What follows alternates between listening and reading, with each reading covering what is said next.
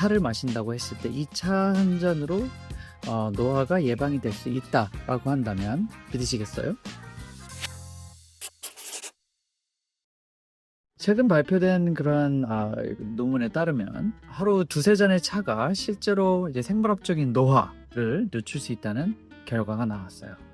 이 논문은 이 란셋에 발표된 국제 연구 논문인데요. 논문을 살펴보면서 오늘은 차와 건강 그리고 노화의 과학적인 연결에 대해서 한번 이야기를 해보도록 하겠습니다.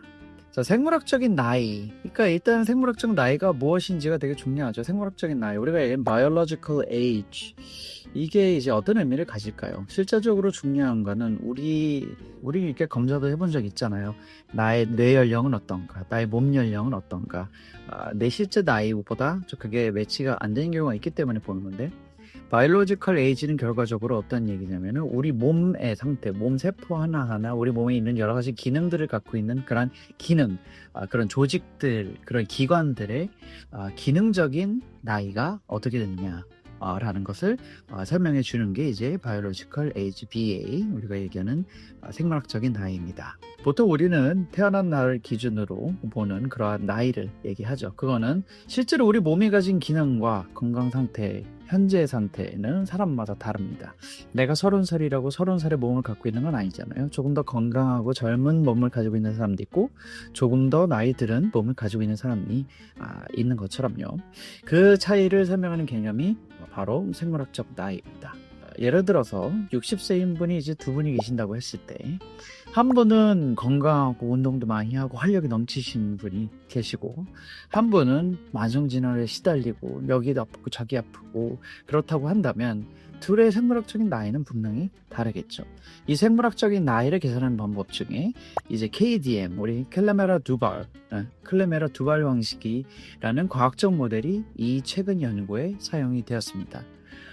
이것은 어떤 거를 보는 거냐면 클리니컬한 임상적인 바이오마커, 임상적인 그러한 생물학적인 수치들을 보는 거. 그 다음에 이제 안트로포메트릭 메저먼트라고 얘기하는 건 이제 인치 측정학이라고 얘기해요. 인체의 그런 여러 가지 수치들, 키, 몸무게, 뭐 등등등 여러 가지 그런 측정 가능한 그런 수치들을 포함해서 그걸 통해서 이제 생물학적 나이를 계산하는 방법이에요. 자, 그러면 이 연구는 어떻게 되었냐면 2024년에 발표된 논문이고요. 중국에서 30살에서 79세 사이에 7,931명의 사람들과 그 다음에 영국에서 37살에서 73세 사이에 5,998명을 추적 관찰한 그런 중국과 영국 논문을 토대로 발표된 논문이고요. 차를 마시는 것과 노화의 얘기가 왜 같이 나올까? 그럼 차가 어떻게 생물학적 노화를 늦춘다라고 생각하는 걸까에 대해서 먼저 얘기를 하자면, 차에 들어있는 그런 생리활성 성분들, 이 이제 중요하다고 보는 거예요.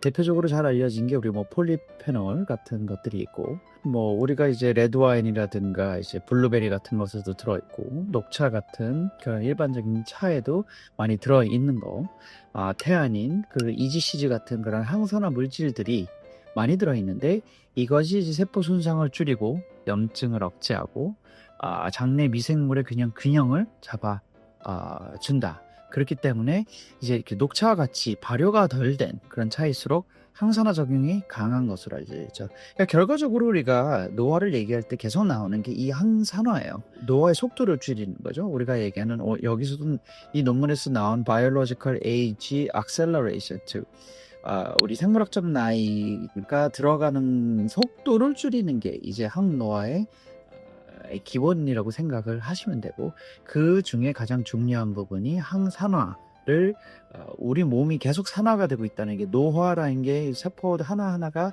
산화가 되고 있다는 게 이제 얘기하기 쉬운 표현인데, 그거를 항산화 시켜주는 게 중요한 거죠. 그래서 여러 가지 얘기를 할 것 중에 하나로 또 우리가 차가 나온 거예요.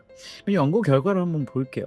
차를 꾸준하게 마신 사람, 꾸준하게 마신다는 건 하루에 한 잔이든 몇 잔이든 이렇게 계속적으로 꾸준히 복용을 해오던 사람은 생물학적 나이가 평균 0.35에서 0.45년 정도 더 느리게 진행이 되었다라고 되어 있고, 그럼 얼마나 마시는 게 좋냐? 하루에서 2잔에서 3잔. 찻잎에 이제 그람수로 봤을 땐 6에서 8g이라고 하는데 우리가 그램수 주고 세고 하지는 않으니까 녹차를 기준으로 봤을 때 하루에 2잔에서 3잔 정도를 매일매일 꾸준하게 마시는 것이 가장 효과적이었다. 놀라운 건 마시지 않고 있는 사람들 중에서 중간에 마시기 시작했던 사람도 노화의 속도가 확실하게 줄어드는 게 보였다 라는 것이에요. 하지만 과유불급이죠. 차를 너무 많이 마시거나 음주를 많이 하는 사람이 이 녹차를 계속 마시는 거는 이제 효과가 약화된다는 것도 같이 보고가 됐습니다. 그래서 결과적으로 계속 또 지속적으로 차를 계속 마셔오던 사람은 줄어들어 있는 그러한 노화 속도를 보인다는 것도 우리가 하나로 포인트를 삼아야 되는 거고요. 두 번째는 안 마시던 사람도 지금부터라도 마신다고 했을 때 충분하게 그 노화의 속도를 늦추는 작용을 할 수 있다. 근데 그게 중요한 점은 요거예요. 통계학적으로 유의미하게 차이가 있다라는 거예요. 그거는 무슨 뜻이냐면 차이가 있다라는 뜻이에요. 그렇기 때문에 분명하게 항노화에 중요한 결과를 보여준다 라는 거니까 이거는 되게 중요한 사실로 우리가 좀 집중을 할 필요가 있다고 생각이 됩니다. 그럼 우리가 어떻게 이 연구 결과를 우리 실생활에 활용을 할 수 있을까요? 이제 첫째로는 우리가 하루에 2잔에서 3잔 정도의 기본적인 이제 녹차 같은 차를 마시는 것을 생활화해 보는 게 좋겠습니다. 이 차라고 왜 우리 그냥 뭐 다른 아무런 차가 아니고 이런 그런 폴리페놀이라든가 태아닌이라든가 이제 EGCG 같은 그런 것들이 많이 들어가 있는 차를 얘기하는 거기 때문에 기본적으로는 지금은 이제 녹차를 얘기를 하고 있거든요. 근데 이제 녹차랑 홍차 같은 것을 이제 식후에 따뜻한 차를 마시거나 커피 대신에 또 카페인이 적은 녹차나 우롱차로 바꿔보는 것도 좋습니다. 두 번째는 하지만 밤늦게는 카페인에 주의해야 하기 때문에 우리가 불면증 있는 분들이나 카페인에 민감한 사람들이라고 하면 오후 이후에는 섭취를 좀 줄이시는 게 좋겠고, 세 번째로는 꾸준한 습관입니다. 그러니까 이 논문 결과는 꾸준하게 마시는 것에 대한 결과거든요. 그렇기 때문에 한두 번 마시는 게 아니고 차를 이 따뜻한 차든 차갑게 되어 있는 차를 하루에 몇 잔씩 지속적으로 꾸준하게 마시는 그러한 습관을 길러보는 것도 되게 좋을 것 같습니다. 또 주의해야 되는 부분은요. 근데 이 논문에서 나와 있는 부분은 너무 많은 차를 마시는 경우에는 또 효과가 떨어진다고 되어 있어요.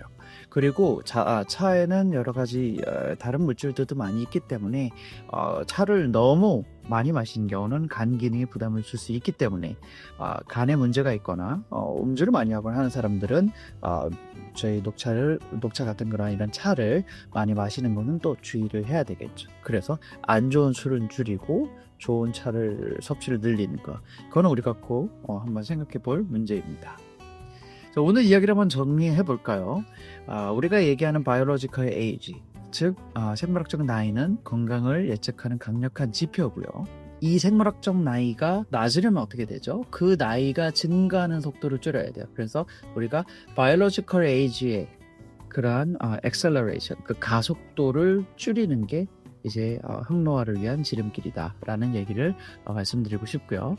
차는 단순하게 음료가 아니고 노화를 늦춰줄 수 있는 건강한 습관이 될 수 있습니다. 하지만 무엇보다 중요한 건 과하지 않게 그리고 꾸준하게 실천하는 것입니다.